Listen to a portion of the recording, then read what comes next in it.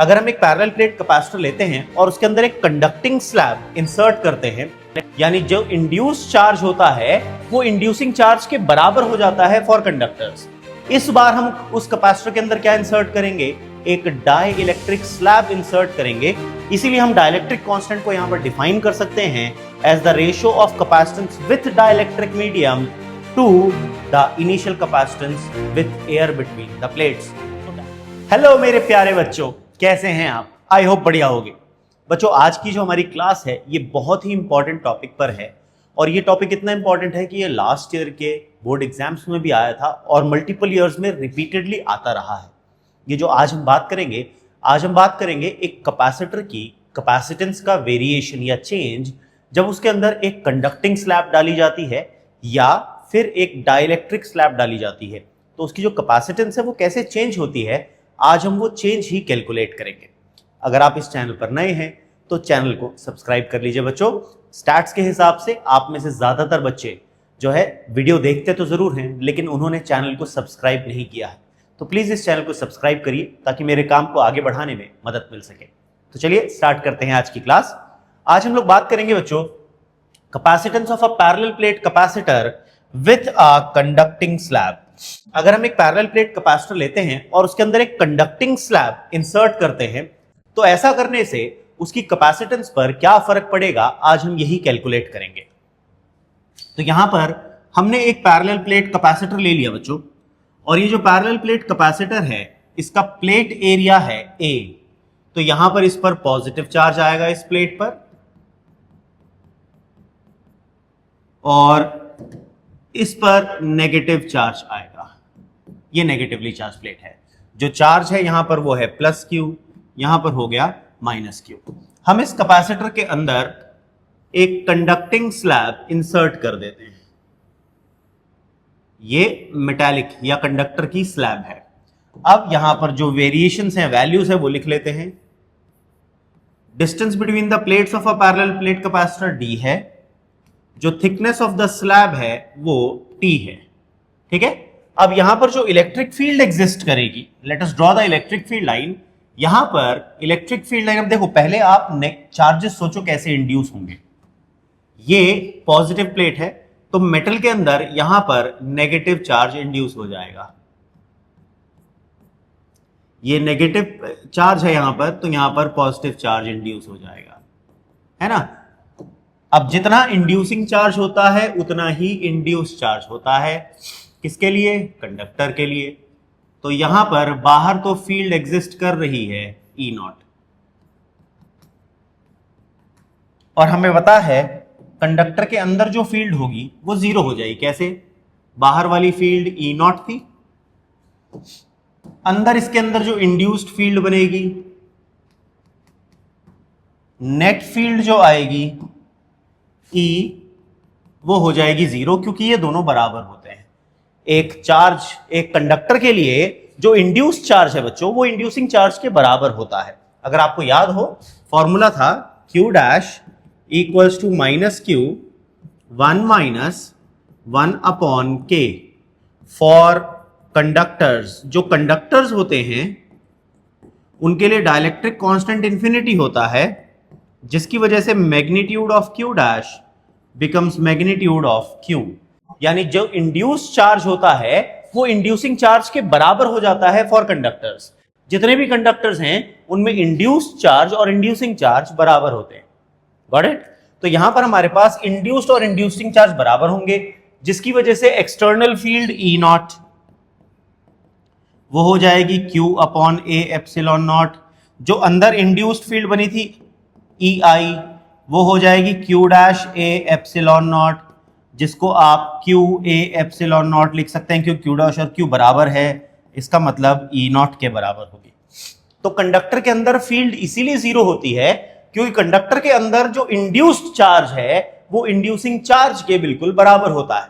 और जब ये दोनों चार्जेस बराबर हो जाते हैं तो दोनों बराबर फील्ड बनाएंगे, लेकिन ऑपोजिट डायरेक्शन में बनाएंगे, क्योंकि इंड्यूस्ड चार्ज का साइन नेगेटिव आता है। देखो, अगर पॉजिटिव चार्ज होगा तो नेगेटिव इंड्यूस करेगा, नेगेटिव चार्ज होगा तो पॉजिटिव इंड्यूस करेगा, जिसकी वजह से अंदर की जो इलेक्ट्रिक फील्ड है उसकी डायरेक्शन पलट जाती है, ऑपोजिट हो जाती है, इसीलिए दोनों को सब्ट्रैक्ट करते हैं और जो नेट फील्ड निकल करके आती है कंडक्टर के अंदर वो जीरो हो जाती है।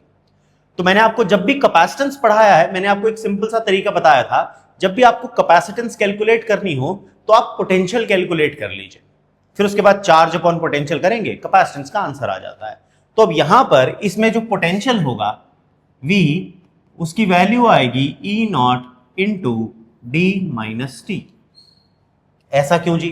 नोटिस करो यहां फील्ड नहीं है, फील्ड सिर्फ इस रीजन में है, इस रीजन का डिस्टेंस कितना है? d minus T. तो पोटेंशियल का फॉर्मूला होगा electric field into distance. E not की वैल्यू है वो हम लिख सकते हैं Q upon A epsilon not, क्योंकि ई नॉट को आप लिखोगे sigma upon epsilon not, D minus T, और सिग्मा को चार्ज अपॉन एरिया लिखा जा सकता है क्योंकि ये सरफेस चार्ज डेंसिटी होती है। तो हमारे पास पोटेंशियल का फॉर्मूला आ गया Q upon A epsilon not into D minus T, ये हमारे पास पोटेंशियल आ गया। अब जो कैपेसिटेंस होगी कैपेसिटर की, ये जो कैपेसिटेंस है कैपेसिटर्स की विथ कंडक्टिंग स्लैब, जो कैपेसिटर होगा उसकी कैपेसिटेंस आ जाएगी बच्चों Q अपॉन V।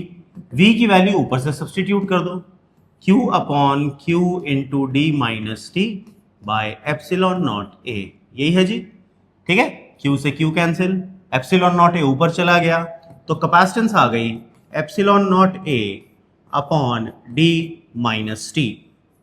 ये आ जाती है capacitance of a parallel plate capacitor with a conducting slab. Conducting slab की वजह से जो कैपेसिटेंस है वो ऐसे कैलकुलेट की जा सकती है, ठीक है। अब अगर आप यहां से D कॉमन निकाल लो, देखो इसको ऐसे भी लिख सकते हैं C equals to epsilon naught A, अगर मैं इसमें से D कॉमन निकाल लूं तो बचेगा 1 माइनस P अपॉन डी, देखो ठीक है। ये D जो है अगर आप देखो ध्यान से, ये जो epsilon naught A upon D है ये तो इसकी इनिशियल कैपेसिटेंस थी, जब तक मैंने इसके अंदर कंडक्टिंग स्लैब नहीं डाली थी इसकी कैपेसिटेंस कितनी थी? Epsilon naught A upon D, initial capacitance. मैं ऑलरेडी पढ़ा चुका हूं, अगर मेरी कैपेसिटर वाली पैरेलल प्लेट कैपेसिटर वाली वीडियो नहीं देखी है जाकर के उसे देख लीजिए ताकि आपको बेहतर समझ में आ सके, ठीक। तो इसकी जगह मैं सी नॉट लिख सकता हूं, तो मेरे पास सी का फॉर्मूला आ गया C naught upon 1 minus T upon D. ये इनिशियल कैपेसिटेंस के साथ इसका कंपैरिजन है। अब देखो 1 में से कुछ भी माइनस करूंगा आंसर 1 से कम आएगा, और जब भी किसी वैल्यू को 1 से छोटे नंबर से डिवाइड करते हैं तो आंसर उससे ज्यादा आता है। इसका मतलब जो कैपेसिटेंस C है वो C नॉट से ज्यादा होगी। तो अगर आपसे सवाल पूछा जाए what happens to the capacitance when a conducting slab is inserted between the plates of a parallel plate capacitor, तो आप सीधा सा कहेंगे द कैपेसिटेंस इंक्रीजेस। कैपेसिटेंस क्या हो जाती है? इंक्रीज हो जाती है बच्चों। आई बात समझ में सबको? यस और नो? तो हमारे पास रिलेशन आ गया, the capacitance of the capacitor increases जब हम उसको उसके बीच में क्या इंसर्ट करते हैं? एक कंडक्टिंग स्लैब इंसर्ट करते हैं। आई होप यहां तक आपको क्लियर होगा। चलिए अब हम देखते हैं एक पैरेलल प्लेट की कैपेसिटर जब उसके अंदर हम एक डाई इलेक्ट्रिक स्लैब, देखो पिछली बार हमने क्या इंसर्ट करी थी? Conducting slab. इस बार हम उस कैपेसिटर के अंदर क्या इंसर्ट करेंगे? एक डाई इलेक्ट्रिक स्लैब इंसर्ट करेंगे बिटवीन इट्स प्लेट्स। उसकी प्लेट्स के बीच में एक डाई इलेक्ट्रिक स्लैब अब हम डालने वाले हैं, ठीक है। तो अब हम ये एक पैरेलल प्लेट कैपेसिटर ले लेते हैं, ये हमारे पास उसकी पैरेलल प्लेट्स हो गई। इस पर पॉजिटिव चार्ज और दूसरी प्लेट पर नेगेटिव चार्ज। अब इसके बीच में हम एक डाई इलेक्ट्रिक स्लैब इंसर्ट कर देते हैं। ये हमारी डाई इलेक्ट्रिक स्लैब इंसर्ट हो गई, ठीक है। ये डाई इलेक्ट्रिक है। अब देखो यहां पर चार्ज Q है, यहां पर चार्ज माइनस Q है। अब ये जो डाई इलेक्ट्रिक होगा इसके सरफेस पर भी चार्ज इंड्यूस होगा, इधर भी चार्ज इंड्यूस होगा। पोलराइजेशन में मैं ऑलरेडी पढ़ा चुका हूं। ये चार्ज Q डैश है, ठीक है। और हमें पता है ये जो Q डैश होता है इसका फॉर्मूला होता है माइनस Q 1 माइनस 1 अपॉन के। और जो डाई इलेक्ट्रिक्स होते हैं बच्चों, ये जो डाई इलेक्ट्रिक्स होते हैं के जो है नॉट इक्वल टू इंफिनिटी होता, इंफिनिटी नहीं होता, इट इज फाइनाइट वैल्यू। तो जो क्यू डैश है उसका मैग्नीट्यूड क्यू के मैग्नीट्यूड से कम हो जाता है, यानी डाइलेक्ट्रिक के सरफेस पर जो स्टैटिक चार्ज होता है उसकी वैल्यू इंड्यूसिंग चार्ज से हमेशा कम होती है, घट जाती है। आई बात समझ में? तो इसकी वजह से क्या होता है, जब ये वैल्यू घट जाती है तो हमारे पास यहां पर क्यू डैश कम होगा, तो इसकी वजह से जो इंड्यूस्ड फील्ड, पोलराइजेशन वाली फील्ड इसके अंदर बनती है वो भी कम होगी। ठीक है, तो बाहर अब देखिए जरा इनकी वैल्यूज पुट कर देते हैं हम। ये जो स्लैब है इसकी थिकनेस हमने ली है यहां पर T, distance between the plates हमने माना है स्मॉल डी, जो एरिया ऑफ प्लेट्स है वो है कैपिटल ए। अब जो फील्ड एग्जिस्ट करेगी, ध्यान से देखना, यहां बाहर तो फील्ड एग्जिस्ट करेगी ई नॉट, ये है हमारी फील्ड ई नॉट, बाहर जो फील्ड एग्जिस्ट कर रही है वो है ई नॉट। इस कैपेसिटर, ये जो डाइलेक्ट्रिक स्लैब है इसके अंदर जो फील्ड एग्जिस्ट कर रही है वो है ई। ये जो ई है, अगर आपको याद हो मेरे प्रीवियस लेक्चर मैंने बात करी थी इसकी, इसको बोलते हैं reduced value of electric field. Dielectric के अंदर जो फील्ड है वो घट जाती है, ये डाई इलेक्ट्रिक स्लैब है तो इसके अंदर जो फील्ड है वो कम हो जाती है। ठीक है ना, कितनी कम हो जाती है?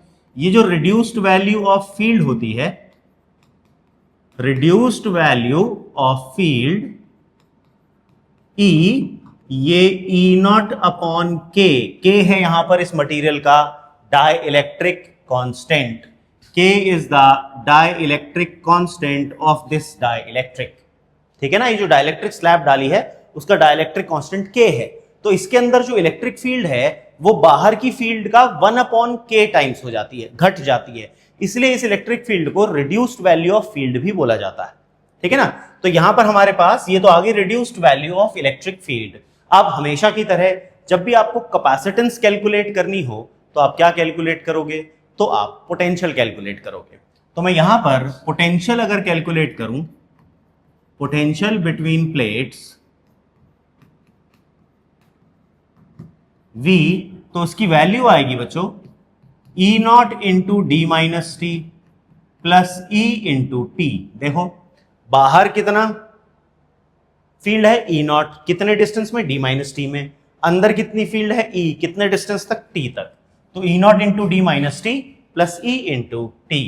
तो अब इसको हम लिख सकते हैं E naught into D minus T, E की जगह में ऊपर से वैल्यू रख देता हूं E naught upon K into T. अब इसमें से ई नॉट कॉमन निकाला जा सकता है, तो आपके पास ब्रैकेट में आ जाएगा D minus T plus T upon के, और ई नॉट की वैल्यू हम रख सकते हैं सिग्मा अपॉन एप्सिलॉन नॉट, तो D minus T plus T upon के, और सिग्मा को लिखा जा सकता है बच्चों क्यू अपॉन ए, तो आपके पास आ जाएगा Q upon A epsilon not D minus T plus T upon के। पोटेंशियल आ गया। अब जो कैपेसिटेंस होगी C, उसका फॉर्मूला होता है चार्ज अपॉन पोटेंशियल, पोटेंशियल की वैल्यू पुट कर दीजिए, तो आपके पास आ जाएगा Q upon Q into D minus T plus T by K whole divided by epsilon naught A, epsilon naught A ऊपर और Q से Q कैंसिल, तो आपके पास नई कैपेसिटेंस आ गई epsilon naught A upon D minus T plus T upon K. ये है बच्चों capacitance of a parallel plate capacitor with a dielectric slab. अगर मैं इस कैपेसिटर के अंदर एक डाई इलेक्ट्रिक स्लैब डाल देता हूं तो इसकी कैपेसिटेंस ये निकल करके आती है। अब अगर इसे हमें कंपेयर करना हो पुरानी कैपेसिटेंस के साथ, तो इस पूरे एक्सप्रेशन में से डी कॉमन निकाल दीजिए, तो मैं लिख सकता हूं C equals to epsilon naught A upon D minus T plus T upon K. इस पूरे में से अगर मैं D कॉमन निकाल लूं बच्चों, देखो ध्यान से जरा, D कॉमन निकाला तो यहां बचा 1 minus T upon D plus T upon D into के, यही बचेगा। देखो जी, है कि नहीं?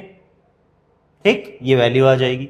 अब ये जो epsilon naught A upon D है, अगर आप याद करो ये तो इनिशियल कैपेसिटेंस C नॉट थी, तो मेरे पास C की वैल्यू आ जाएगी C not upon 1 minus T upon D plus T upon K into D, ये आ जाएगा कैपेसिटेंस। अब ध्यान से देखो, आप यहां पर जब आप इसे सॉल्व करते हो तो आपके पास जो कैपेसिटेंस C आ रही है, फिर से 1 में से माइनस हो रहा है कुछ, तो C will again be greater than C0, तो अभी फिर से कैपेसिटेंस बढ़ जाती है।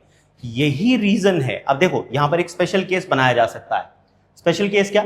अगर मैं इस कैपेसिटर को पूरी तरह फिल कर दूं डाइलेक्ट्रिक से, तो जो थिकनेस है वो डिस्टेंस बिटवीन द प्लेट्स के बराबर हो जाएगी। तो जब थिकनेस को डिस्टेंस बिटवीन द प्लेट्स के बराबर लिख दोगे, T इक्वल्स टू डी, ठीक है, तो D minus D plus D upon के हो जाएगा।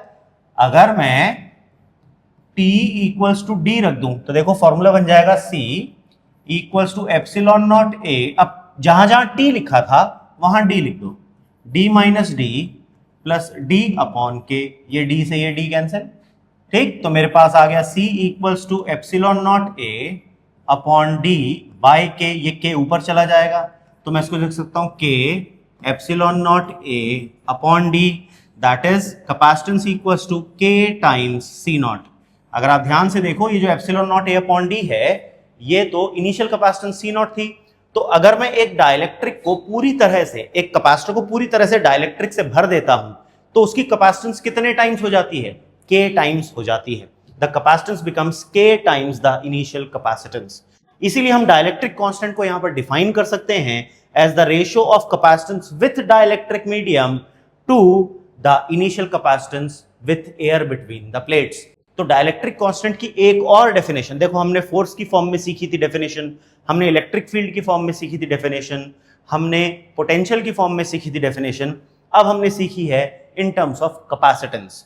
तो हम डाइलेक्ट्रिक कांस्टेंट को डिफाइन कर सकते हैं as the ratio of a parallel plate capacitor with a dielectric between its plates to the initial capacitance with air between its plates। इसके रेशियो को ही हम डाइलेक्ट्रिक कांस्टेंट की फॉर्म में डिफाइन कर सकते हैं। ठीक है बच्चों, आपको मेरा पढ़ाया अगर समझ में आ रहा है तो प्लीज इस चैनल को सब्सक्राइब जरूर कर लीजिए। देखिए, आप सब्सक्राइब करेंगे तो मेरे काम को आगे बढ़ाने में मुझे मदद मिलेगी। ठीक है, जरूर से अपने दोस्तों के साथ शेयर कीजिएगा और अपना प्यार कमेंट्स में जरूर दीजिए। आप कमेंट करते हैं तो मुझे बहुत अच्छा लगता है कि मेरे काम से आपको समझ में आ रहा है और सराहना कर रहे हैं, तो मुझे बहुत खुशी मिलती है उससे। मिलते हैं हमारी अगली क्लास में, तब तक के लिए जय हिंद।